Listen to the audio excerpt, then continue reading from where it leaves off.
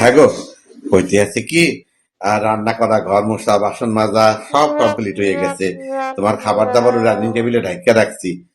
এবার আমি একটু বন্ধুগুলো লাগে রং খেলাইতে যাই। ঠিক আছে যাও, কিন্তু একটা জিনিস মাথায় রেখো, ললিতার বাড়ির ত্রিসীমানায় যেন তোমাকে না দেখা যায়। আর শোনো, আজকের দিনে দু পেক মদ খেলে খেতে পারো, কিন্তু গাঁজা ভাং একদম মুখে তুলবে না কিন্তু।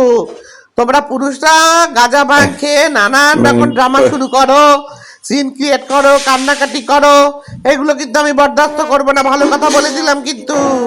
কইতে আছে কি, আমরা পুরুষরা মদ গাঁজা ভাং খাইয়া ইমোশনাল হইয়া পড়ি, কান্নাকাটি করি, চিৎকার চেঁচামেচি করি, ড্রামা করি, কথাটা ঠিকই। কিন্তু তোমরা মহিলারা কোনো কিছু না খাইয়া যে ড্রামা শুরু করতে পারো, এতে আমাদের জীবন ওষ্ঠাগত হইয়া যায়, বুঝছো? দূর বলি বেটা। এই শোন, গাঁজা ভাং খাবি না, ললিতার বাড়ি যাবি না, এই কন্ডিশনে ছাড়লাম তোরে, ঠিক আছে?